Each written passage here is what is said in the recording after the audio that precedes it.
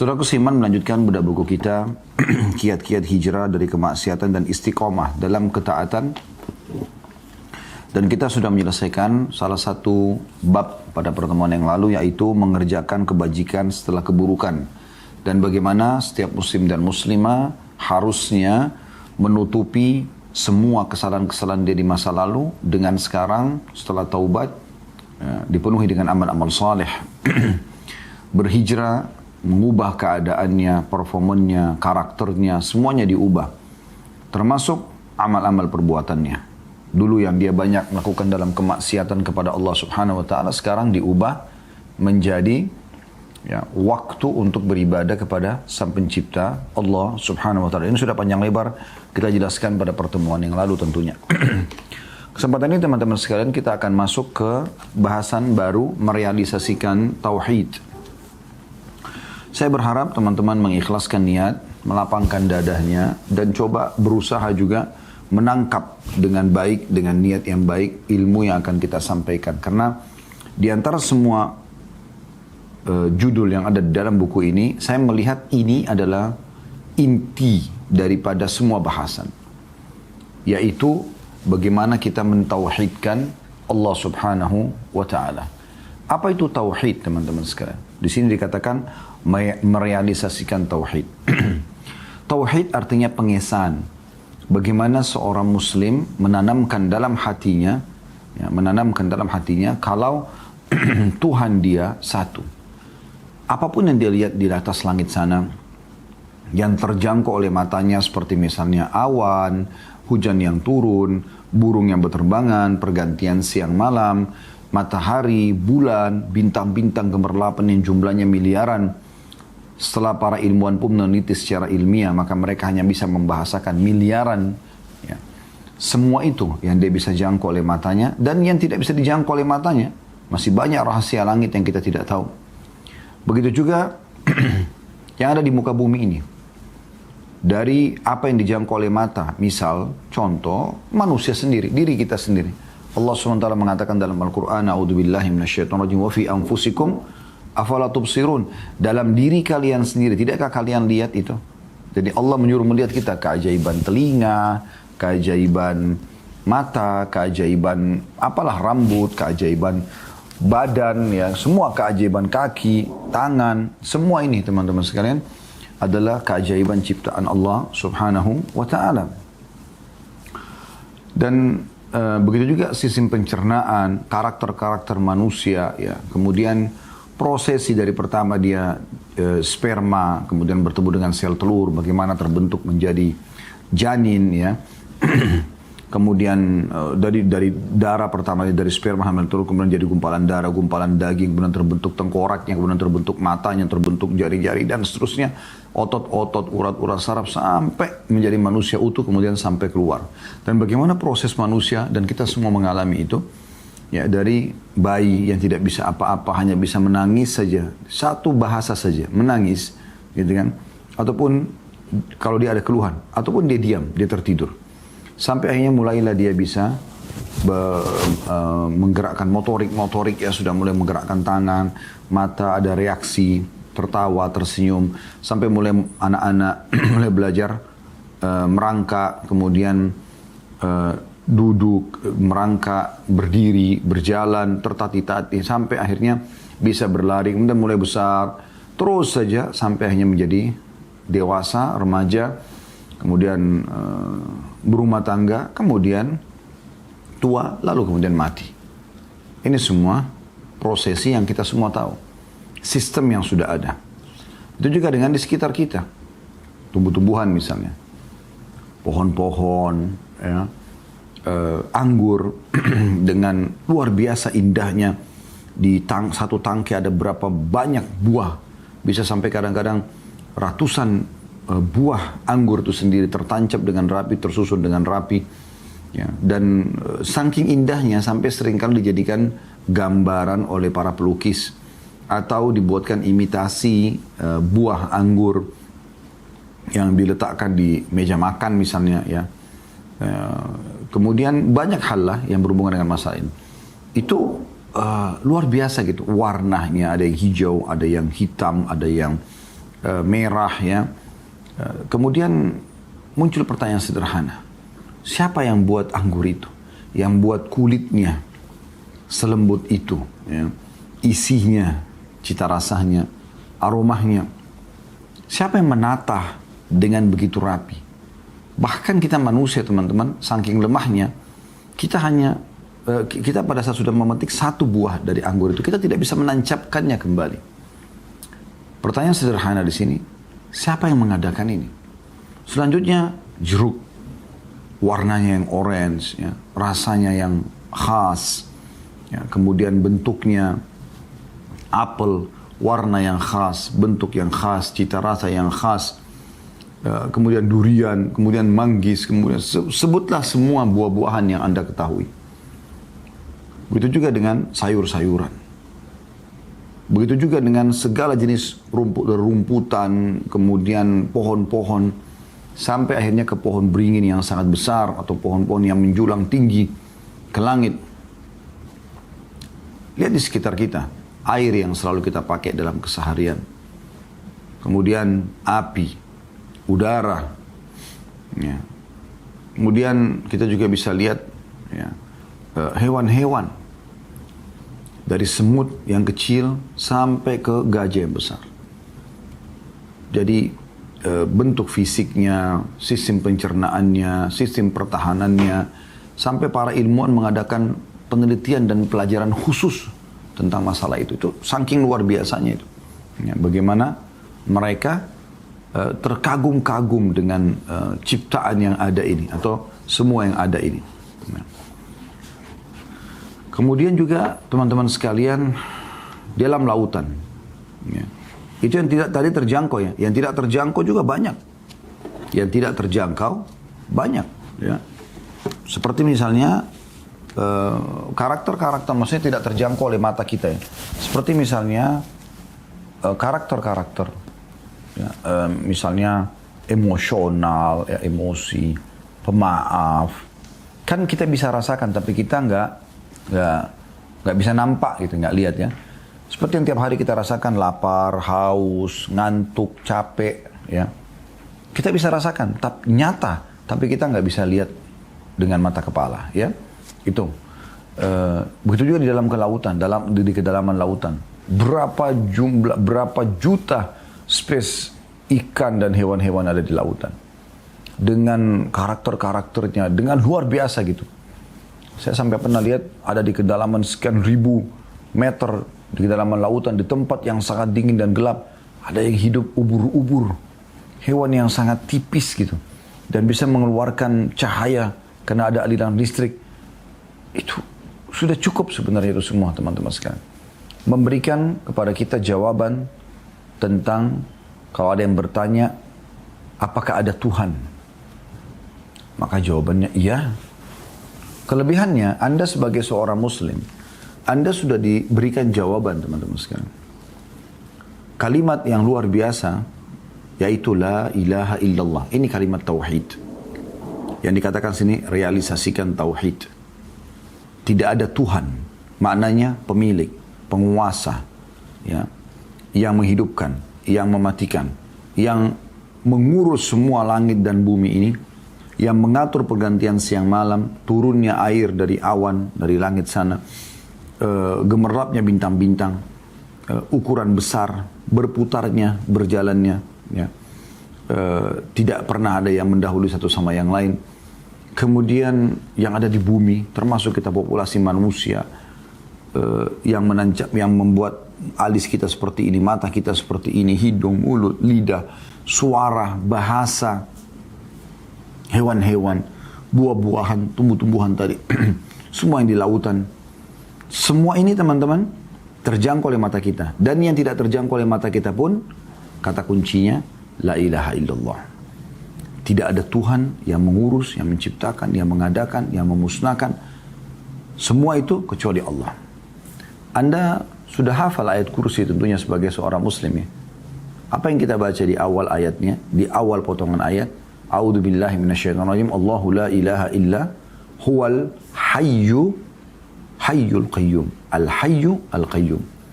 Allah yang tidak ada Tuhan. Nggak ada yang menciptakan, mengurus, mengawasi semua yang di langit dan di bumi ini, terjangkau, tidak terjangkau oleh mata kita, kecuali Allah. Dia zat yang maha hidup, Al-Hayy, dan Al-Qayyum. Apa maknanya Al-Qayyum? Yang terus-menerus mengurus makhluknya. Ini teman-teman, kalau kita realisasikan dalam kehidupan kita, maka betul-betul mendatangkan kebahagiaan yang luar biasa. Karena kita tahu, ternyata ada Tuhan yang mengawasi semua. Ada yang menciptakan. Dan dia sudah menurunkan kitab Al-Quran dari langit. Tercatat di Lauhul Mahfuz, diturunkan sebagai syariat. Kita jadi tahu siapa Tuhan kita. Hampir seluruh ayat Al-Quran menceritakan tentang siapa itu Allah. Memperkenalkan dirinya. Ya. Kemudian juga bagaimana Allah subhanahu wa ta'ala menurunkan syariatnya. Mana yang boleh, mana nggak boleh. Allah juga yang menggambarkan siapa manusia pertama. Adam alaihissalam dari tanah, lalu disuruh malaikat sujud kepadanya, lalu iblis menolak, lalu proses masuk ke surga, keluar dari surga, turun di bumi, dan proses turun-temurun. Kemudian Allah gambarkan tentang masalah kematian, alam barzah, kuburan kita bisa tahu. Kemudian nanti di akhirat ada surga dan neraka, digambarkan secara gamblang semuanya.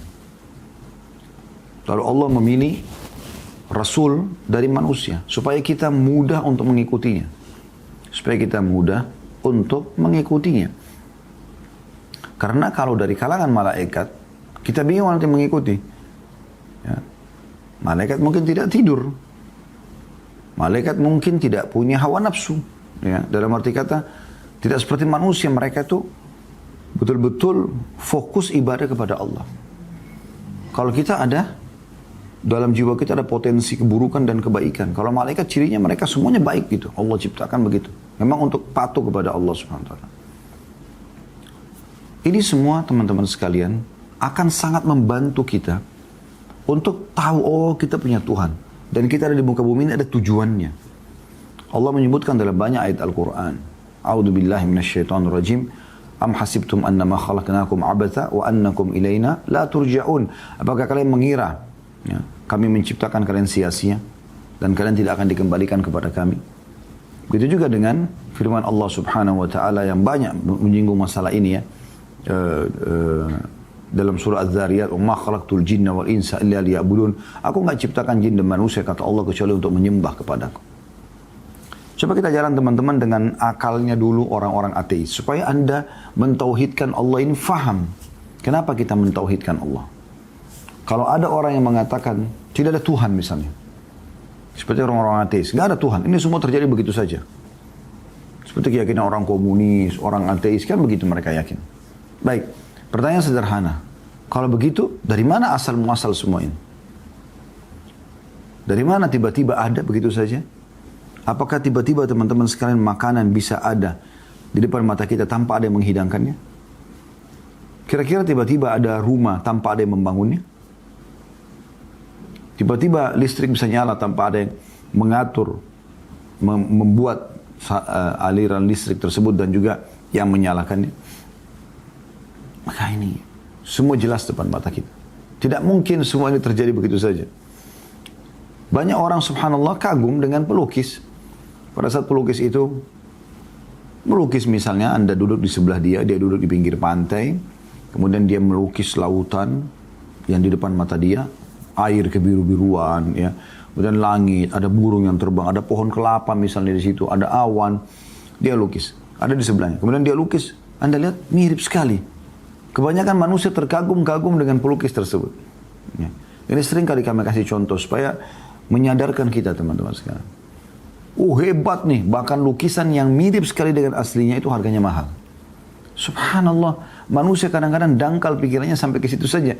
Dia lupa kalau si pelukis ini hanya menciplak saja apa yang ada depan matanya. Dan lukisan yang dia buat itu hanya bisa dikenang saja. Oh, ini lukisan di pinggir pantai mana misalnya ya, di satu negara, di satu kota pada tahun sekian oleh pelukis si fulan misalnya. Oke, dipajang saja. Diperjualbelikan dari tangan ke tangan pindah misalnya. Dan tidak bisa dirasakan, tidak bisa dirasakan sejuk airnya, nggak bisa dirasakan air buah kelapanya, nggak bisa dirasakan terik mataharinya, nggak bisa dengar suara kicauan burungnya, nggak bisa. Tapi di depan mata yang dia ciplak itu, tiap hari kita bisa lihat generasi demi generasi manusia merasakan hal yang sama.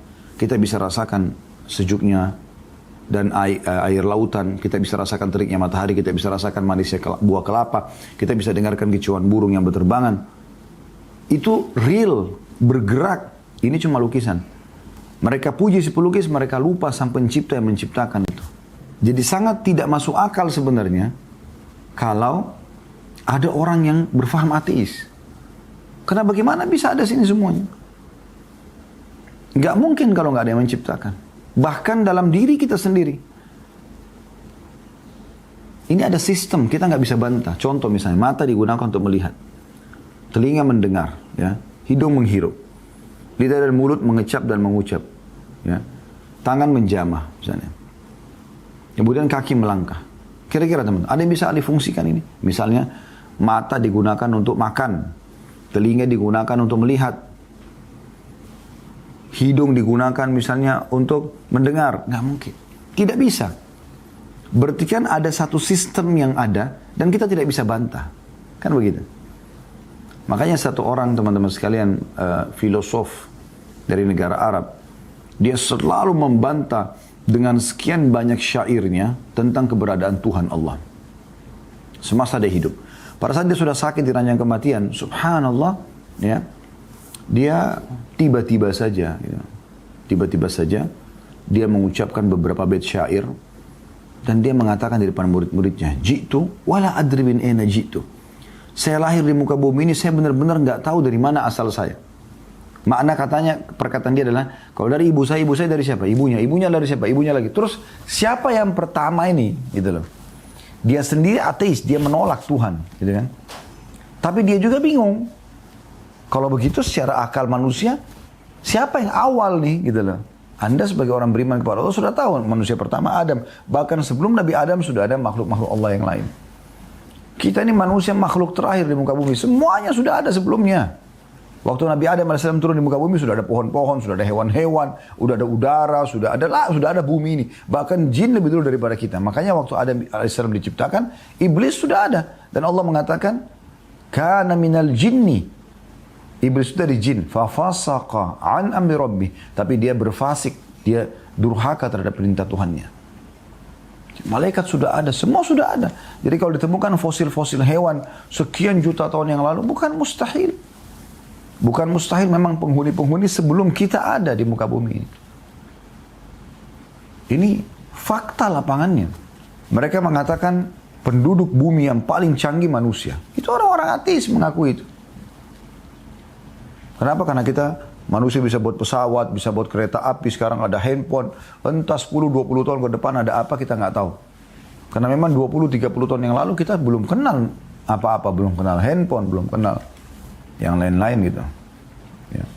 Saya ingat dulu waktu kami masih tahun 90-an ya, masih kuliah di Madinah, kami masih kalau telepon ke keluarga masih pakai telepon umum itu, telepon koin ya. Belum ada handphone. Baru ya, sekitar beberapa tahun yang lalu.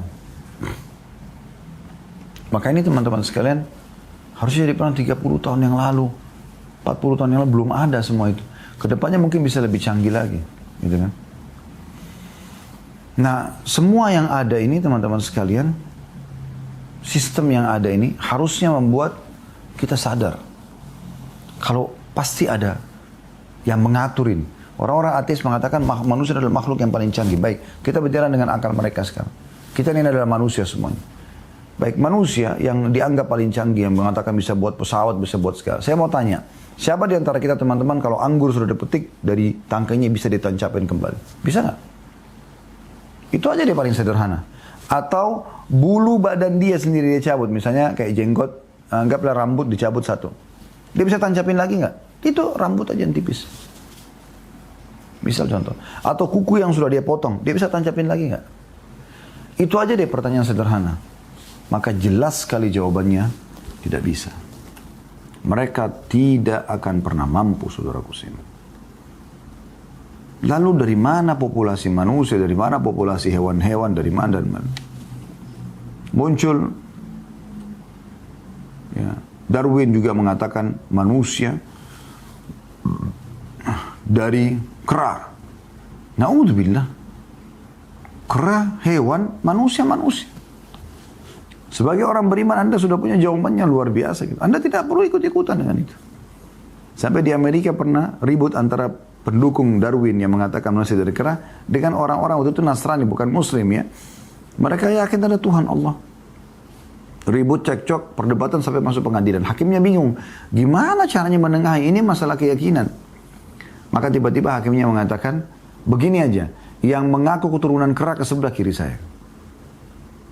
Yang mendukung teori Darwin pun tidak mau ke sebelah kiri, tidak mau dianggap keturunan kera. Lalu kenapa harus mengaku turunan kera? Kera berbeda. Manusia berbeda. Dan siapa di antara kita teman-teman pernah lihat sekarang ada kera? Kalau betul manusia dari kera, harusnya sampai sekarang dong berjalan. Harusnya sampai sekarang. Siapa di antara Anda yang pernah menyaksikan kera berubah jadi manusia? Coba datangkan mana buktinya. Kalau memang itu betul terjadi, harusnya kan bisa terus terjadi ya. Perubahan itu kan. Terus. Jadi tidak perlu lagi manusia hamil punya anak manusia lagi. Tidak perlu. Sudah dari kera selalu berubah menjadi manusia. Kan gitu. Burung-burung dari kadar reptil. Bagaimana caranya? Ini fosil temukan beda walaupun sekian ribu tahun yang lalu. Tetap sama ya. Burung-burung ya. Reptil. Beda sekali. Makanya Darwin sendiri menyatakan dalam bukunya. Dia pernah melewat satu tempat ada burung merak mengepakkan ekornya dengan warna-warni Anda sudah tahu. Ya, yang belum tahu burung merak bisa ketik di Google burung merak. Mohon maaf bukan menghina. Mungkin ada teman-teman gitu masih kecil belum tahu bisa lihat atau tontonnya anak-anak lihat bagaimana keajaiban. Itu Darwin pada saat dia burung merak dia muak dan dia meninggal dalam kondisi dia menulis di bukunya dia mengatakan saya terus muak pada saat mengingat burung merak yang ada di hadapan saya karena saya tidak tahu dari mana asalnya. Karena biasanya dia setiap lihat hewan pasti dia bilang, oh dari ini, ditebak-tebak, gitu. Menyusahkan hidup. Orang beriman, subhanallah, simpel. Ada Tuhanku namanya Allah, Allah menurunkan syariat, Allah mengutus utusannya Rasul, ya, pada kita Nabi Muhammad SAW, dan sebelumnya ada Isa, ada Musa, ada Daud, ada Sulaiman, ada Syuaib, ada Hud, ada Saleh, ada Nuh, ada Ibrahim, banyak. Alaihimussalatu wassalam. Semuanya mengajarkan tentang ada Allah subhanahu wa ta'ala. Maka, mentauhidkan Allah ini luar biasa teman-teman sekalian. Kita kembali kepada Ihya Abul Madi tadi, seorang filosof Arab, dia juga sempat mengatakan, jitu wala adri min aina jitu, saya ada di muka bumi saya tidak tahu dari mana asal saya. Fa wajadtu tariq masyaitu dzalika syi'tu am abaitu. Saya menemukan satu sistem di depan mata saya. Saya mau nggak mau harus saya ikutin, kayak pergantian siang malam. Siapa yang bisa menggantikan, siapa yang bisa memberhentikan malam, tidak usah ada malam. Siang aja. Nggak ada yang bisa. Siapa yang bisa melawan sistem lapar? Lapar aja. Siapa yang bisa melawan sistem haus? Dan coba dia ganti, misalnya, pada saat dia lapar, ya, dia tidur. Dia ganti. Pada tidur kan tuh orang kalau capek, ngantuk ya. Tetap tidak bisa. Bangun pasti lapar. Harus makan. Sistemnya makan. Kalau nggak makan nggak hilang laparnya kan begitu. Coba Anda bayangkan. Ini ada sistem. Siapa yang buat sistem ini? Nggak mungkin kalau nggak ada yang buat sistem ini. Kan gitu. Haus. Siapa yang buat sistem? Kenapa kalau haus harus minum? Sistemnya kan begitu. Nggak bisa. Kalau makan nggak bisa. Tidur nggak bisa. Tetap haus. Anda bertahan mati. Kalau tidak mau minum. Capek. Tidur. Istirahat. Bukan makan, Anda makan, tidak ada gunanya. Pasti ngantuk. Lama-lama kalau Anda tahan, Anda tidur di pinggir jalan. Bersin, ada yang bisa tahan bersin? Tidak bisa, susah. Gitu. Jadi ada sistem yang tidak bisa terbantahkan teman-teman.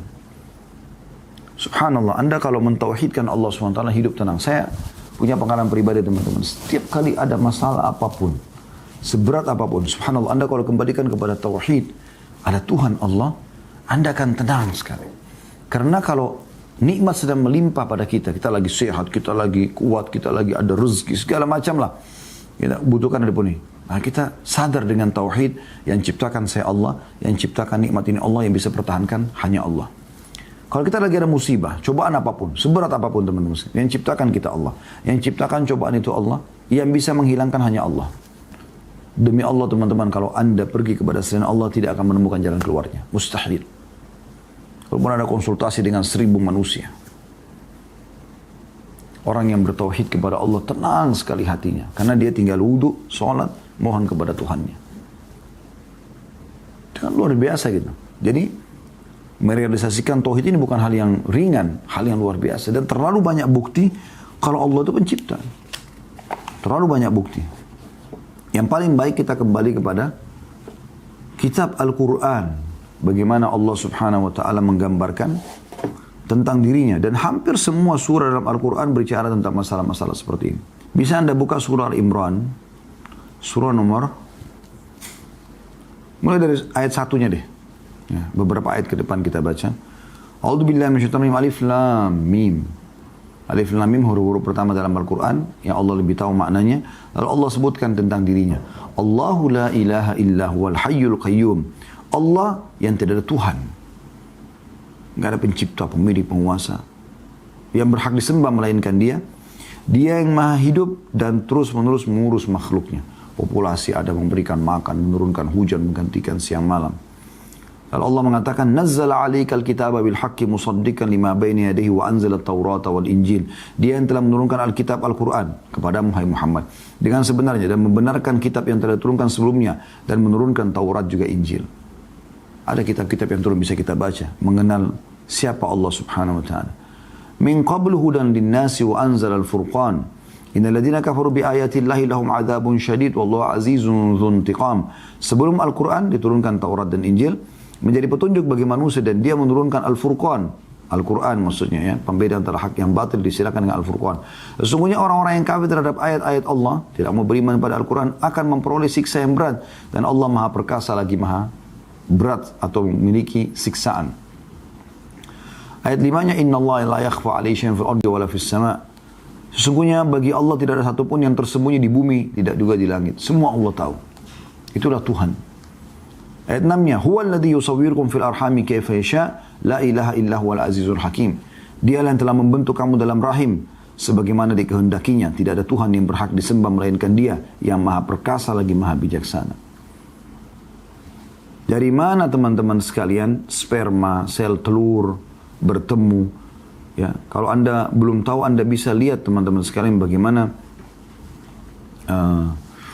prosesi itu. Saya pernah nonton cuplikan secara ilmiahnya. Bentuk sperma seperti apa. Dan berapa miliar sperma itu yang tertumpahkan dari kemaluan laki-laki pada saat dia klimaks itu. Banyak gumpalan-gumpalannya. Itu ada miliaran sperma kecil-kecil. Dan sperma itu subhanallah secara ilmiah dipelajari oleh para ilmuwan. Ada bagian kepala, ada bagian badan, ada bagian ekor. Dan ekor itu bergerak. Jadi kayak cacing gitu, dia bergerak. Itu yang mendorong sperma masuk terus ke rahim. Gitu kan. Dan yang luar biasa sperma ini pada saat masuk di rahim, rahim itu punya sistem pertahanan zat asam yang luar biasa yang bisa menyelamatkan rahim dari serangan-serangan dari luar, penyakit-penyakit. Maka dia bisa mematikan sperma. Dari sekian miliar sperma ini banyak yang mati. Yang lolos cuma 1, 2. Kalau 2 berarti kembar nanti ya. 1 kebanyakan kayak kita sekarang. Anda mayoritas manusia adalah cuma 1. Jadi kita ini pemenang dari sekian miliar ya sperma, calon sperma yang gagal. Dan yang luar biasa secara ilmiah dimasukkan, dipakai kamera canggih itu jadi nyata ya bagaimana sperma itu jalan di rahim gitu. Pada saat dia berkumpul gitu ya. Itu diadakan penelitian para ilmuwan, tapi tentu tidak diperlihatkan wanitanya. Cuma kayak ada kamera, dia kayak bergerak si sperma ini di satu tempat, kemudian ada yang mati-mati dan ada yang lolos gitu. Nah, kemudian datangkan ilustrasi ilmiahnya. Nah, yang lolos ini dia jalan, teman-teman sekalian. Yang luar biasa dia seperti punya petunjuk dia harus kemana. Jadi dia jalan terus di rahim itu. Perjalanan dia cukup jauh. Kalau kita mungkin pendek aja, tapi bagi sperma itu jauh sekali dia jalan gitu kan. Kemudian dia perhatikan juga sel telur. Sel telur itu lebih halus daripada debu. Secara ilmiah ya. Dia keluar, diproduksi dari pinggul ya, atau sisi kanan dan sisi kiri perempuan yang bertukar-tukaran setiap bulannya. Dia keluar. Dia lebih halus. Kemudian dia tuh akan jalan di sisi rahim. Di sisi rahim itu ada rambut-rambut halus. Secara ilmiah diperlihatkan waktu itu ya. Kemudian sel telur ini akan di bawah. Dan rambut-rambut ini subhanallah searah semuanya. Ya, seperti ditiup oleh angin, itu searah. Ini ilustrasi ilmiahnya ya. Tidak diperlihatkan aslinya sebenarnya. Tapi dilihatkan sel telur itu jalan. Dia bilang, kata para ilmuwan tersebut, kalau seandainya, ini asalnya dari bahasa asing ya. Kalau seandainya satu saja rambut-rambut yang berjejer yang akan menukil sel telur itu lawan arah, dalam arti kata bukan searah dia, seirama, jadi kayak pohon yang berjalan searah begitu, sehingga sel telur ini bisa jalan terus menuju ke depan, maka mungkin sel telur tidak akan sampai. Tapi kuasa Allah dia akan jalan, kemudian dia akan melekat di salah satu sudut rahim, lipatan rahim, itu yang seperti dapat perintah dia harus ke situ. Dan yang luar biasa, sperma tadi jalan sampai mengetahui, seperti ada sinyal dia bisa menangkap di mana sel telur itu. Itu luar biasa itu, ya, secara ilmiah. Kemudian pada saat ketemu, maka para ilmuwan mengatakan, di sini diadakan penelitian lagi. Pada saat ketemu, sperma kan punya ekor yang bergerak tuh. Bagaimana dia? Kalau dia masuk ke sel telur dan ekornya tetap ada, maka dia akan merusak sel telur itu. Subhanallah, pada saat dia melengket di dinding sel telur itu, maka ekornya akan terlepas. Siapa yang melakukan proses ini, teman-teman sekalian? Luar biasa gitu Allah katakan tadi. Dia membentuk kalian di dalam rahim itu. Kemudian nanti setelah masuk, dia membolongi sel telur itu, maka bagian kepala sperma akan terbuka dan di dalamnya ada inti sperma. Lebih kecil lagi. Nah itu pada saat ketemu nanti akan terjadilah interaksi antara sel telur sama sperma ini sampai berubah menjadi gumpalan darah, sampai menjadi daging, sampai menjadi bentuk. Dan itu membentuk teman-teman tulang, kepala, tengkorak manusia. Kemudian semua rangka-rangka tubuhnya, kemudian mulai terbentuk bola matanya, otot-otot, urat saraf, dan seterusnya. Sampai kulitnya, ya, sampai rambutnya, semua begitu. Siapa orang yang bisa mengatakan dia yang buat ini, teman-teman? Tidak ada yang pernah mengaku kecuali Allah subhanahu wa ta'ala. Anda buka lagi surah Al-An'am, surah nomor 6. Kita lihat ayat 1-nya misalnya. Ayat 2. Dan seterusnya. Allah mengatakan, A'udzubillahi minasyaitonirrajim. Al-An'am, surah nomor 6, ayat 1. Kita mulai dari ayat 1 maksud saya. Alhamdulillahilladzi khalaqas samawati wal arda wa ja'ala adh-dhulumati wan nur thumma alladhina kafaru bi rabbihim ya'dilun. Segala puji bagi Allah yang telah menciptakan langit dan bumi. Menciptakan dari tidak ada menjadi ada. Gitu kan? Tidak usah bicara menciptakan langit dan bumi. Manusia suruh tolak saja hausnya tadi. Dan suruh dia alihkan dari selain minum. Ada nggak sistem itu? Dia bisa buat nggak sistem lain? Tidak bisa. Segala puji bagi Allah yang telah menciptakan langit dan bumi dan mengadakan gelap dan terang, siang dan malam. Namun orang-orang kafir mempersekutukan sesuatu dengan Tuhan mereka. Lalu Allah bilang, Huwallazi khalaq, ini ayat 3, ayat 2-nya. Huwallazi khalaqakum min tinin thumma qada ajalan wa ajalun musamman 'indah thumma antum tamtarun. Dialah yang telah menciptakan kamu dari tanah, sudah itu ditentukanlah ajal kematianmu. Semua kita pasti akan mati. Siapa yang bisa tolak kematian? Dan ada lagi satu ajal ada di sisinya yang dia sendiri yang mengetahuinya. Kemudian kamu masih ragu-ragu tentang bangkit tersebut, artinya akan dibangkitkan kita pada saat sudah mati itu.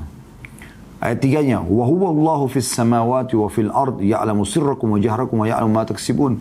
Dan dialah Allah yang berhak disembah baik di langit maupun di bumi. Dia mengetahui apa yang kamu rahasiakan dan apa yang kamu lahirkan atau nampakkan, dan mengetahui pula apa yang kamu usahakan. Ayat 4-nya, wa ma ta'ti min ayati rabbim illa kanu anha mu'ridin. Namun sayangnya tidak ada satu ayat pun dari ayat-ayat Tuhan sampai kepada mereka, melainkan mereka selalu berpaling darinya atau mendustakannya. Ya. Terus mereka digambarkan Allah SWT, dan ini cukup panjang ya ayat-ayat ini. Saya ambil potongan-potongan awalnya saja. Ya. Kemudian juga kita bisa lihat dalam surah Yunus, surah nomor 10. Kita lihat ayat 1 misalnya. Ini saya coba ambil di awal-awal ayat saja ya. Hampir semua Al-Quran itu isinya memperkenalkan tentang Tuhan Allah subhanahu wa ta'ala. Surah Yunus surah nomor 10 dari ayat 1-nya. A'udzubillahi minasyaitonirrajim. Alif lam ra. Tilka ayatul kitabil hakim. Alif lam ra. Inilah ayat-ayat Al-Quran yang mengandung hikmah, mengandung ilmu, pengetahuan. Ayat 2-nya, akana linnasi ajaban an auhayna ila rajulin minhum an anzirin nasa wa basyiril ladina amanu anna lahum qadama sidqin 'inda rabbihim. Qala al-kafiruna inna hadha lasahirun mubin. Patutkah menjadi kebenaran, patutkah menjadi keheranan bagi manusia bahwa kami mewahyukan kepada seorang laki-laki di antara mereka, diutusnya Nabi Muhammad SAW. Berilah peringatan kepada manusia dan gembirakanlah orang-orang yang beriman bahwa mereka akan mempunyai kedudukan tinggi di sisi Tuhan mereka. Orang-orang kafir berkata, sungguhnya orang ini atau Muhammad SAW benar-benar adalah tukang sihir yang nyata. Lalu Allah menjelaskan, kalau yang utus Muhammad adalah ini loh, ayat 4, ayat 3-nya. Inna rabbakumullahu alladhi khalaqas samawati wal arda fi sittati ayyamin thumma istawa 'alal arsh. Yudabbirul amr, ma min syafi'in illa min ba'di idzni. Dzalikumullahu rabbukum fa'budu afala tadhakkarun. Sesungguhnya Tuhan kalian adalah yang menciptakan kalian, yang mengadakan malam dan siang, menurunkan hujan. Semua yang tadi kita panjang lebar jelaskan ini adalah Allah. Allah bilang itu. Nama Tuhan itu adalah Allah yang menciptakan langit dan bumi dalam 6 masa. Kemudian dia bersemayam di atas arsh singgasananya untuk mengatur segala urusan. Tidak seorang pun yang akan memberikan syafaat pertolongan kecuali sesudah ada izinnya. Zat yang demikian itu adalah Allah, Tuhan kalian, maka sembahlah dia. Patuh dan tunduk pada dia. Maka apakah kamu tidak mengambil pelajaran? Di ayat 4-nya, ilaihi marji'ukum jami'a. Wa'adallahi haqqa innahu yabda'ul khalqa thumma yu'iduhu liyajziya alladhina amanu wa 'amilus solihati bil qista walladhina kafaru lahum syarabu min hamim wa 'adzabun alimun bima kanu yakfurun. Hanya kepadanya lah kamu semuanya akan dikembalikan. Kita mati dan kita akan dibangkitkan kepada Allah sebagai janji yang benar dari Allah. Ya. Sesungguhnya Allah menciptakan makhluk pada permulaannya, kemudian mengulanginya atau menghidupkan kembali sesudah berbangkit agar dia memberi pembalasan kepada orang-orang yang beriman dan mengerjakan amal soleh dengan adil. Dan untuk orang-orang kafir disediakan minuman yang panas dan adab yang pedih disebabkan tentang kekafiran mereka. Lalu Allah jelaskan di ayat 5-nya, huwa alladhi ja'ala asy-syamsa diya'an wal qamara nuran wa qaddarahu manazila li ta'lamu 'adada as-sinina wal hisab ma khalaqallahu dzalika illa bil haqq yufassilul ayati liqaumin ya'lamun. Dialah yang telah menjadikan matahari bersinar dan bulan bercahaya. Ini Allah gambarkan tuh matahari yang kita rasakan triknya. Siapa yang buat? Allah bilang saya yang buat itu. Dan siapa yang pernah mengaku buat? Fir'aun pun dari kalangan manusia yang pernah mengaku sebagai Tuhan, dia tidak pernah bisa, teman-teman sekalian, mengatakan dia tidak akan pernah bisa mengatakan dia yang membuat matahari. Dan juga ditetapkan oleh Allah tempat-tempat bagi perjalanan bulan itu, supaya kamu mengetahui bilangan tahun dan perhitungan waktu. Allah tidak menciptakan yang demikian itu melainkan dengan benar. Dia menjelaskan tanda-tanda kebesarannya kepada orang-orang yang mengetahui. Di ayat 6-nya, inna fi ikhtilafil laili wan nahari wa ma khalaqallahu fis samawati wal ardi la ayatin liqaumin yattaqun. Dan sesungguhnya pada pertukaran malam dan siang. Bagaimana bisa malam datang dan siang malam? Dan tidak ada orang yang bisa nolak ini. Harus ikuti sistem ini. Dan pada apa yang diciptakan Allah di langit dan di bumi, bintang-bintang, hujan yang turun, burung-burung yang berterbangan, semua makhluk yang ada di muka bumi ini, benar-benar terdapat tanda-tanda kekuasaan Allah bagi orang yang bertakwa. Jadi Allah ingatkan ini. Dan cukup banyak ayat-ayat Al-Quran ini. Kalau kita telusuri terus akan seperti itu. Ya. Kemudian teman-teman sekalian juga bisa melihat ya, surah Ar-Ra'd. Ya, surah Ar-Ra'd ini surah nomor 13 ya. Kita bisa lihat dari ayat 1-nya. A'udzubillahi minasyaitonirrajim. Alif lam mim ra. Tilka ayatul kitab walladzi unzila ilaika min rabbikal haqq walakinna aktsaran nasi la yu'minun. Alif lam ra. Awal-awal huruf Al-Qur'an ini Allah yang lebih tahu maknanya, itu nama lainnya surah itu ya. Ini adalah ayat-ayat Al-Qur'an dan kitab yang diturunkan kepadamu daripada Tuhanmu adalah benar. Akan tapi kebanyakan manusia tidak mau beriman kepadanya, tentang Al-Qur'annya. Lalu Allah jelaskan yang turunkan Al-Qur'an ini loh. Nah, ayat 2-nya, Allahul ladzi rafa'as samawati bighairi 'amadin tarawunaha thumma istawa 'alal 'arsy wa sakhkhara asy-syamsa wal qamara kullun yajri li ajalin musamma yudabbirul amra yufassilul ayati la'allakum bi liqa'i rabbikum tuqinun. Allah lah yang telah meninggikan langit tanpa tiang sebagaimana yang kamu lihat. Ya, tiang langit tidak ada tiangnya, tapi kokoh tidak rubuh gitu kan. Kemudian dia bersemayam di atas arsy, singgasananya Allah di atas langit. Dan menundukkan matahari dan bulan. Maksudnya matahari selalu terbit pagi, bulan malam hari. Tidak pernah bertukar-tukaran ini. Masing-masing beredar hingga waktu yang ditentukan sampai hari kiamat. Allah mengatur urusan makhluknya, populasinya, makanannya, segala macam, oksigennya. Menjelaskan tanda-tanda kebesarannya supaya kamu meyakini pertemuanmu dengan Tuhanmu. Di ayat 3-nya, wa huwa alladhi maddal arda wa ja'ala fiha rawasiya wa anhara wa min kulli thamarati ja'ala fiha zawjayn ithnain yughshil laila an-nahar inna fi dhalika laayatin liqaumin yatafakkarun. Dan dialah Tuhan yang telah membentangkan bumi. Bumi bentang, kita bisa berjalan. Dan menjadikan gunung-gunung, semua gunung-gunung Allah yang buat. Dan sungai-sungai yang mengalir di antaranya. dan menjadikan padanya semua buah-buahan, anggur, apel, durian, manggis, semuanya, dan berpasang-pasangan. Ada pohon jantan betina gitu kan. Allah menutupkan malam kepada siang. Sesungguhnya pada demikian itu terdapat tanda-tanda kebesaran Allah bagi kaum yang mau memikirkan. Di ayat 4-nya, wa fil ardi qita'um mutajawiratun wa jannatun min a'nabin wa zar'un wa nakhilun sinwan wa ghairu sinwan yusqa bima'in wahidin wa nufaddilu ba'daha ala ba'din fil ukul inna fi dhalika laayatin liqaumin ya'qilun. Dan di bumi ini terdapat bagian-bagian yang berdampingan, daratan sama lautan gitu kan. Dan kebun-kebun anggur, tanaman-tanaman dan pohon kurma yang bercabang dan tidak bercabang disirami dengan air yang sama. Kita punya pohon, 5 pohon, kita siram dengan sama. Tidak sama ukurannya. Itu tanda-tanda kebesaran Allah. Kami melebihkan sebagian tanaman-tanaman itu atas sebagian yang lain tentang rasanya. Ada yang manis, ada yang asam. Sesungguhnya pada demikian itu terdapat tanda-tanda kebesaran Allah bagi kaum yang berfikir. Terus Allah ajak kita berfikir, teman-teman sekalian. Dan ini cuma contoh-contoh ya. Hampir seluruh ayat-ayat Al-Quran demikian adanya. Allah mengingatkan, Allah mengingatkan, Allah mengingatkan, selalu begitu. Ya. Dan ini kalau kita mau bahas teman-teman cukup panjang. Saya berharap teman-teman bisa kembali ke bahasan kami. Ada di YouTube, di playlistnya bisa lihat. Kenalilah Tuhanmu kau akan bahagia. Kemudian saudaraku inilah pondasi agamamu. Kemudian saudaraku inilah rahasia rezekimu. Ini semua judul-judul yang saya rekomendasikan untuk Anda dengarkan ya. Supaya Anda lebih kuat lagi dari sisi tauhidnya. Kalau Anda sudah yakin semua dengan itu teman-teman sekalian. Dan kita lihat bagaimana baginda Nabi SAW 13 tahun fase Mekah teman-teman. Belum ada jihad, ya, belum ada zakat, belum ada haji. Ya. Perintah sholat pun terjadi setelah Isra Mi'raj tahun ke-11 dari masa kenabian di Mekah. Di Mekah itu penanaman tauhid. Penanaman, jangan sembah berhala, jangan sembah patung ini. Ada pencipta langit dan bumi namanya Allah. Ini loh, saya utusannya kata Nabi SAW. Ini loh ajarannya. Ini halal, ini haramnya. Ini boleh, ini nggak bolehnya. Ini cara mendekatkan diri kepadanya. Ini kitabnya tinggal dibaca. Seperti itu.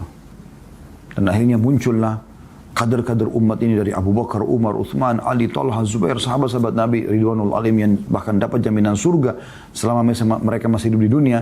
Itu yang betul-betul mentauhidkan Allah Subhanahu wa Ta'ala. Ini realisasi yang luar biasa. Anda tidak akan pernah bergantung pada makhluk. Siapapun orang depan Anda, sejahat apapun dia adalah makhluk Allah. Allah mampu kalau Anda mohon kepada Allah untuk melunakkan dia.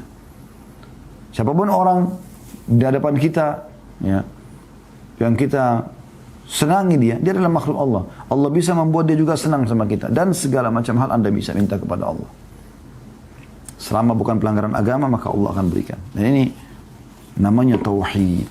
Kita kalau bicara tauhid ini teman-teman, tidak akan pernah selesai. Ada bahkan satu kitab, judulnya kitab tauhid. Ada kalau saya tidak salah 66 bab. Itu sudah kami bedah semuanya. Ya. Coba akhir di sini ada kitab tauhid kan. Coba dilihat, ada kitab tauhid yang kami sudah bedah, itu sampai 66 bab hanya untuk membahas masalah tauhid dan juga hal-hal yang bisa membatalkan tauhid itu. Ya. Ya, jadi ini Syekh Muhammad At-Tamimi, kitab tauhid, kemurnian ibadah kepada Allah. Ini sudah kami bedah ya, seluruhnya insya Allah. Ini kurang lebih seingat saya ya 66 bab. Dan judul yang ke-66 itu upaya Nabi SAW dalam menjaga batas-batas tauhid dan menutup segala pintu kesyirikan. Jadi ini bisa juga Anda ikuti insya Allah di playlist YouTube. Bagaimana bab demi bab kami rincikan makna tauhid dan keutamaannya. Serta juga hal-hal yang bisa merusak tauhid itu. Baik, kita coba baca apa yang ditulis oleh penulis di sini. Setelah panjang lebar tadi kita jelaskan ya 40 menit lebih. Kita hanya menjelaskan, dan ini penting saya bilang tadi, adalah materi terpenting dari semua bab yang ada dalam buku ini. Orang kalau hijrah karena faham tentang tauhid, dia akan tenang. Diangkat dari pertama oleh penulis dari Abdullah bin Mas'ud radhiyallahu anhu, dia berkata, lamma usriya bi Rasulillah sallallahu alaihi wasallam untuhiya bihi ila sidratil muntaha fa utiya thalathan, utiya as-salawatil khamsa wa khawatim suratil baqarah wa ghufira liman lam yushrik billahi min ummatihi syai'a al-mukhimat. Ketika Rasulullah SAW diperjalankan pada malam yang berakhir di Sidratil Muntaha, ya, perjalanan Isra dan Mi'raj, Kata Abdullah bin Mas'ud radhiyallahu anhu, beliau diberikan 3 perkara. Yang pertama diberikan sholat 5 waktu. Kemudian yang kedua penutup surah Al-Baqarah. Dari mulai lillahi ma fis samawati wa ma fil ardh sampai akhir ayat. Dan diampuni dosa-dosa besar bagi orang yang tidak menyekutukan satupun dengan Allah dari umat beliau. Hadis ini riwayat Muslim nomor 244. Jadi saksi bahasan kita adalah akhir hadis ini ya. Dan akan diampuni dosa-dosa siapapun di antara umat Islam yang tidak berbuat kesyirikan. Apa itu syirik? Menduakan Allah, merusak tauhidnya. Tauhid kan mengisahkan. Ya, seperti orang-orang Mekah, mereka tahu Ka'bah, rumahnya Allah. Mereka tahu ya, tawaf itu adalah ibadah kepada Allah. Mereka lakukan haji orang-orang musyrik di Mekah. Makanya Nabi SAW kalau anda baca fase dakwah di Mekah, itu beliau menggunakan momentum haji untuk mendakwahi manusia. Ini. Tapi mereka mendatangkan patung, menyekutukan Allah. Menganggap Allah ada, tapi patung juga ini bisa berikan kekuatan. Padahal itu batu nggak berguna. Maka dikenal dengan masa jahiliyah. Sayangnya zaman sekarang masih ada orang begitu tuh. Dia pakai jimat-jimat, batu, kalian, apalah segala macam. Semua ini makhluk-makhluk. Kita cuma tunggangi mereka untuk mengenal Tuhan kita Allah Subhanahu Wa Taala, bukan menyembah mereka. Makanya mereka dikatakan syirik kepada Allah. Dan Nabi SAW datang memerangi syirik pada saat pembebasan kota Mekah. Beliau yang paling pertama beliau kerjakan setelah memaafkan orang-orang Mekah supaya mereka tidak perlu khawatir menjadi tawanan perang, menghancurkan 360 patung yang merupakan syirik kepada Allah SWT.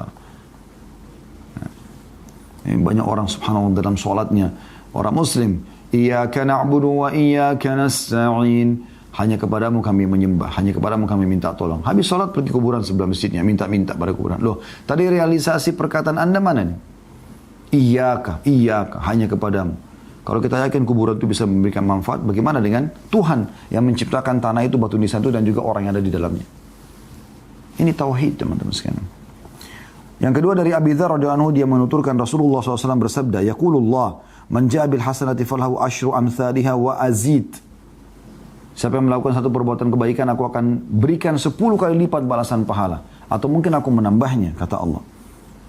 Jadi anda kalau mau kerjakan sholat, anda niat dari awal mau sholat, misalnya mau sholat malam sebelum tidur, anda sudah dapat 1 pahala. Kalau anda kerjakan bisa jadi 10 kali lipat. Wa man ja'a bis sayyi'ati fajaza'uhu sayyi'atun mithluha. Dan siapa yang buat dosa akan dibalas dengan 1 saja catatan dosa. Aw akfir, atau Allah bisa maafkan, kata Allah. Wa man taqarraba minni shibran taqarrabu minhu dhira'an taqarrabtu minhu dhira'an. Siapa yang mendekatkan diri kepada aku 1 jengkal saja. Dia sedikit saja upaya. Ya. Maka aku akan dekatkan diri kepadanya 1 hasta. Wa man taqarraba minni dhira'an taqarrabtu minhu ba'an. Dan siapa yang dekatkan diri kepada aku 1 hasta, maka aku dekatkan diri kepadanya 1 depa. Ya. Wa man atani yamshi ataitu harwalah. Siapa yang mendatangkan diri kepada aku dengan berjalan, aku akan datang kepadanya dengan berjalan cepat. Maksudnya Allah lebih dekatkan diri lagi kepadanya. Oman lakiyani bi qurabil ardi khati'atan la yushriku bi syai'an lakituhu bimithliha maghfirah. Dan siapa nanti menemui kepada hari kiamat meninggal, asal dia muslim, dia tidak berbuat kesyirikan kepadaku sesuatu apapun, maka aku akan datangkan pengampunan untuknya sebanyak itu juga. Ini keutamaan orang bertauhid. Tidak akan dihukum oleh Allah Subhanahu wa taala. Allah akan loloskan dengan tauhid sampai kata Nabi SAW, man kana akhiru kalamihi la ilaha illallah dakhala al-jannah. Siapa yang akhir perkataannya la ilaha illallah pasti masuk surga. Tidak ada Tuhan yang berhak disembah kecuali Allah.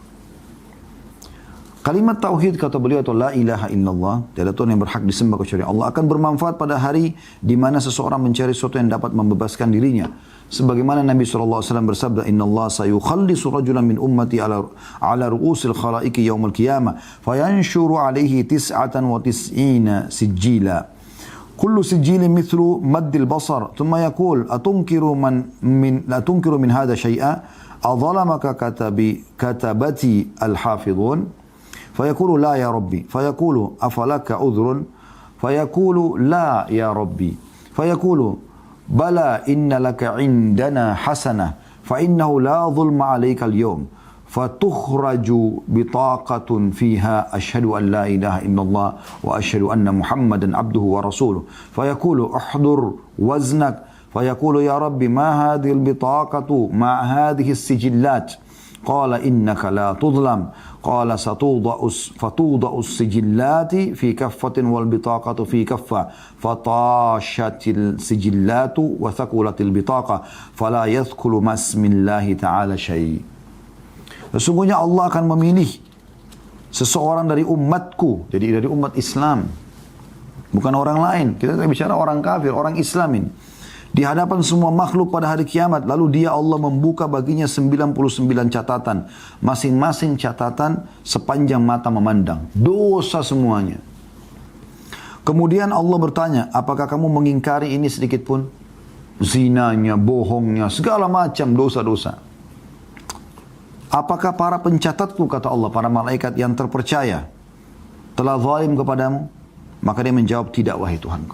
Benar semua ini, dia akuin. Dan ini teman-teman, keberuntungan bagi orang yang tidak membantah pada hari kiamat. Karena siapa yang membantah Allah hari kiamat pasti celaka. Karena Allah punya banyak bukti. Allah bertanya, apakah kamu memiliki uzur? Ada alasan? Dia menjawab, tidak wahai Tuhanku. Memang aku melakukannya, dia akui. Lalu Allah mengatakan, ya, tapi kamu memiliki kebajikan di sisiku. Sesungguhnya tidak ada kezaliman terhadapmu hari ini. Lalu dikeluarkanlah sebuah kartu yang padanya tertulis 2 kalimat syahadat. Asyhadu an la ilaha illallah wa asyhadu anna Muhammadan abduhu wa rasuluh. Aku bersaksi tiada Tuhan yang berhak disembah kecuali Allah dan Muhammad adalah hamba juga utusannya. Lalu Allah mengatakan, hadirkanlah timbangan. Orang itu mengatakan, wahai Tuhanku, apa artinya kartu ini dibandingkan catatan-catatan ini? Satu kartu tulisannya syahadat, yang sisanya 99 buku, satu buku seluas pandangan mata, semuanya isinya dosa. Dia heran, bagaimana bisa nanti kartu yang tulisan syahadat ini bisa mengalahkan dosa-dosa ini semua? Karena dia akan diselamatkan ke surga ini. Allah menjawab, kamu tidak akan dizalimi. Lalu diletakkanlah catatan-catatan tersebut di satu timbangan dan kartu tersebut ditaruh di sisi yang lain. Ternyata catatan-catatan itu lebih ringan daripada kartu itu. Karena tidak ada sesuatu pun yang lebih berat daripada nama Allah. Ini di akhirat. Di dunia pun diberikan kebahagiaan. Orang yang bertauhid tentram. Nikmat dia bersyukur, cobaan dia bersabar. Dan selalu yakin akan ada pertemuan dengan Tuhannya, ada akhirat, maka dia selalu semangat untuk mengerjakan ibadah dan juga semangat untuk taubat dari dosa-dosa. Kata penulis, realisasi tauhid dan menjauhi segala yang dapat merusaknya adalah salah satu perkara yang dapat mengantarkan seorang hamba dengan izin Allah untuk merealisasikan kedudukan tersebut. Ibnu Qayyim rahimahullah berkata, diampuni bagi ahli tauhid sejati yang tidak mencampur tauhid tersebut dengan kesyirikan apa yang tidak diampuni bagi orang yang tidak demikian. Sekiranya orang yang bertauhid yang mana dia sama sekali tidak menyekutukan sesuatu dengan Allah, bertemu Tuhannya dengan membawa dosa sepenuh bumi, maka dia Allah akan memberikan ampunan sepenuh itu pula. Ia atau ini tidak berlaku bagi orang yang tauhidnya kurang atau tidak sempurna. Sebab tauhid murni yang tidak tercemar oleh syirik, tidak ada suatu dosa yang tetap bersamanya. Karena tauhid mencakup cinta kepada Allah dan pengagungan kepadanya. Rasa takut dan pengharapan kepadanya semata yang mengharuskan terhapusnya dosa-dosa. Meskipun sepenuh bumi. Sebab najis adalah perintang sedangkan pengusirnya lebih kuat. Ini Ibnu Qayyim mengatakan, mungkin dari kitab Fathul Majid. Ya. Kemudian dikatakan oleh beliau di sini, mungkin sebagian di antara kita bertanya-tanya, apakah tauhid itu? Dan mengapa jauh dari syirik membuat kedudukan seperti ini? Untuk menjawab pertanyaan tersebut, Al-Allama atau seorang alim, Ibnu Qayyim rahimahullah mengatakan, ketahuilah bahwa penafian secara umum terhadap kesyirikan, yakni tidak menyekutukan sesuatu pun dengan Allah sama sekali. Jadi tidak bergantung pada jimat, pada dukun, pada pohon, pada segala macam. Tidak akan muncul dari orang yang tetap meneruskan kemaksiatan kepada. Saya ulangi, ketahuilah bahwa penafian secara umum terhadap kesyirikan, yakni tidak menyekutukan sesuatu pun dengan Allah sama sekali, tidak akan muncul dari orang yang tetap meneruskan kemaksiatan selamanya.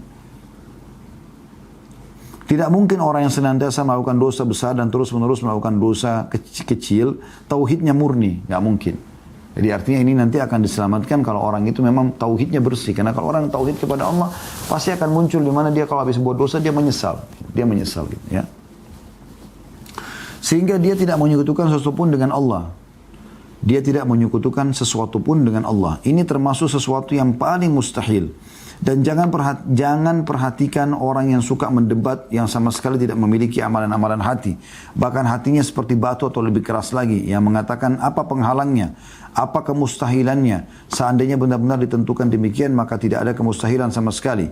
Biarkan hati yang terfitnah ini dengan bantahan dan kebodohannya. Artinya kalau ada orang mengatakan hadis tadi itu berarti boleh dong kita buat-buat dosa aja. Toh juga Allah akan maafkan, yang penting kita bertauhid, gitu kan. Yang penting kita bertauhid, tapi ternyata tidak. Kata beliau bukan seperti itu. Ini orang yang memang bertauhid tapi sempat terjun dalam dosa, lalu kemudian dia kembali kepada Allah Subhanahu wa taala. Ketahuilah bahwa tetap meneruskan kemaksiatan berarti mengharuskan rasa takutnya hati kepada selain Allah, pengharapan kepada selain Allah, rasa cinta kepada selain Allah, ketundukan kepada selain Allah, dan tawakal kepada selain Allah, yang menjadikannya tenggelam dalam lautan syirik. Dan pemutus dalam hal ini adalah apa yang diketahui manusia dari dirinya. Jadi dia memiliki akal, sebab ketundukan kepada maksiat pasti dilakukan dengan hati sehingga mewariskan rasa takut kepada selain Allah. Dan itu adalah syirik, mewariskan baginya rasa cinta kepada selain Allah dan memohon pertolongan kepadanya dari faktor-faktor yang mengantarkan kepada tujuannya. Jadi maksudnya kalau ada orang yang terus saja melakukan perbuatan dosa, berarti dia sebenarnya tidak mentauhidkan Allah. Ya. Karena dia pasti berarti lebih takut atau lebih sama lawan jenisnya yang sedang diajak berzina misalnya, atau atasannya yang dia terus ikut pelanggaran-pelanggaran, berarti dia lebih takut dengan itu, tidak takut sama Allah, berarti dia bersyirik. Seakan-akan atasannya atau tadi pasangannya itu setara dengan Allah Subhanahu wa taala. Itu yang dimaksudkan di sini. Jadi amalnya bukan demi Allah dan bukan karena Allah. Ini adalah hakikat syirik. Memang benar, boleh jadi dia memiliki tauhid Abu Jahal dan para penyembah berhala, yaitu tauhid rububiyah. Abu Jahal, Abu Lahab, kalau ditanya siapa ciptakan langit dan bumi, mereka mengatakan Allah. Ini namanya tauhid rububiyah, mengesahkan Allah dari sisi penciptaan. Seandainya tauhid rububiyah ini saja dapat menyelamatkan niscaya para penyembah berhala akan selamat. Masalahnya terletak pada tauhid uluhiyah yang membedakan antara kaum musyrikin dan kaum yang bertauhid.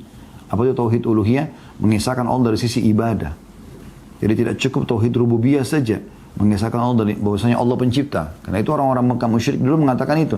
Tapi harus juga memurnikan ibadah. Nggak boleh lagi bergantung pada makhluk seperti menyembah berhala-berhala yang dilakukan oleh orang-orang Mekah tersebut. Maksudnya, bagi orang yang tidak menyekutukan sesuatu pun dengan Allah, mustahil akan bertemu Allah dengan membawa dosa sepenuh bumi dalam keadaan tetap meneruskan kesalahan-kesalahannya tanpa bertobat darinya, sekaligus membawa kesempurnaan tauhidnya yang merupakan puncak kecintaan, ketundukan, kepatuhan, rasa takut dan harap kepada Tuhan Allah SWT. Maksudnya orang yang bertauhid ini, yang tadi panjang lebar kita jelaskan, pasti dia dengan tauhidnya takut kepada Allah untuk melanggar larangan-larangan Allah. Dia juga dengan tauhidnya dia mencintai amalan yang Allah perintahkan, ya sholat, ya puasa, ya sedekah, ya haji dan seterusnya. Realisasi tauhid mencetak perilaku muslim yang memiliki jiwa yang menolak dan tidak menerima kemaksiatan. Kalau orang tauhidnya murni pasti dia akan tolak itu.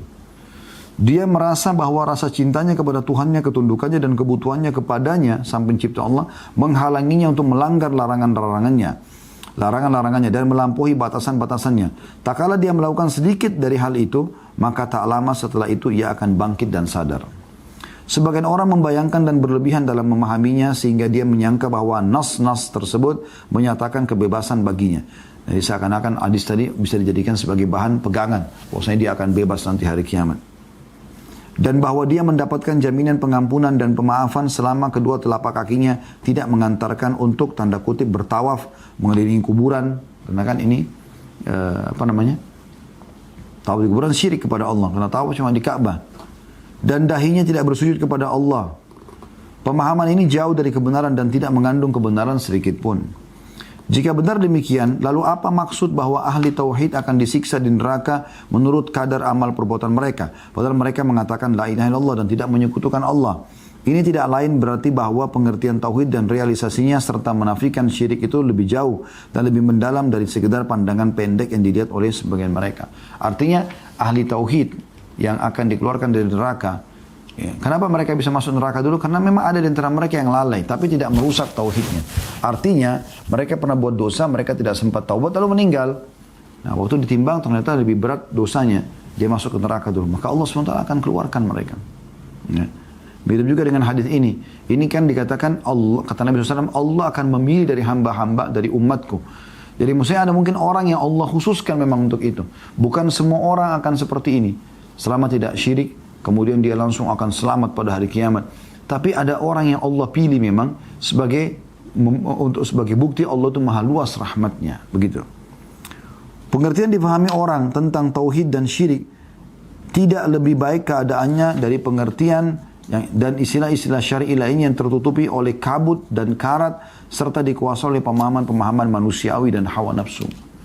Banyak orang menyalahgunakan itu ya. Ibnu Qayyim rahimahullah berkata, kita tidak mengatakan bahwa tidak akan masuk neraka seorang pun dari ahli tauhid. Tapi banyak dari mereka masuk neraka karena dosa-dosa dan disiksa menurut kadar perbuatan buruknya. Kemudian akan dikeluarkan darinya. Tidak ada kontradiktif di antara dua perkara tersebut bagi orang yang mengetahui apa yang telah kami kemukakan tadi. Ya. Jika Anda mengetahui hal itu, wahai saudaraku yang mulia, maka hendaklah Anda mengumumkan berpisah dan tidak rujuk lagi dengan pemahaman-pemahaman yang kaku yang memberikan gambaran kepada si empunya pemahaman tersebut bahwa mereka terbebas dari syirik dan merealisasikan tauhid hanya sekedar menjauhi simbol-simbol tertentu atau menghafal ungkapan-ungkapan tersebut. Bahkan hanya sekedar karena dilahirkan di negeri tauhid dan nasabnya bersambung serta tidak putus dengan ahli tauhid. Artinya ini semua panjang lebar penjelasan tentang masalah jangan sampai disalahgunakan hadis tadi. Ya. Karena orang kan kalau fahami Allah mengatakan kalau seandainya orang datang menemui pada hari kiamat sebanyak bumi dosanya lalu kemudian dia tidak bersyirik, Allah akan datangkan pengampunan sebanyak itu pula. Nah ini jangan sampai orang bersandar dengan itu. Kalau gitu saya yang penting tidak syirik. Nah, Ibnu Qayyim menjelaskan dengan dia terus memilih dosa, dia seakan-akan melakukan kesyirikan karena dia lebih cinta kepada dosa itu atau kepada ajakan syaitan daripada Allah Subhanahu wa taala. Jadi yang dimaksud sini adalah bagaimana orang-orang ahli tauhid yang pernah berbuat dosa memang qaddar Allah takdirkan mereka meninggal sebelum sempat bertobat. Lalu ditimbang dosanya lebih berat, maka mereka masuk neraka dulu. Nah itu yang dimaksud di sini. Atau Allah bisa maafkan. Allah datangkan Allah maafkan dia. Ibnu Qayyim rahimahullah berkata lagi, kita tidak akan mengatakan bahwa tidak akan masuk neraka seorang pun dari ahli tauhid. Tapi banyak dari mereka yang masuk neraka karena dosa-dosanya dan disiksa menurut kadar perbuatan buruknya. Kemudian akan dikeluarkan darinya. Tidak ada kontradiksi di antara dua perkara tersebut bagi orang yang mengetahui apa yang telah kami kemukakan tadi.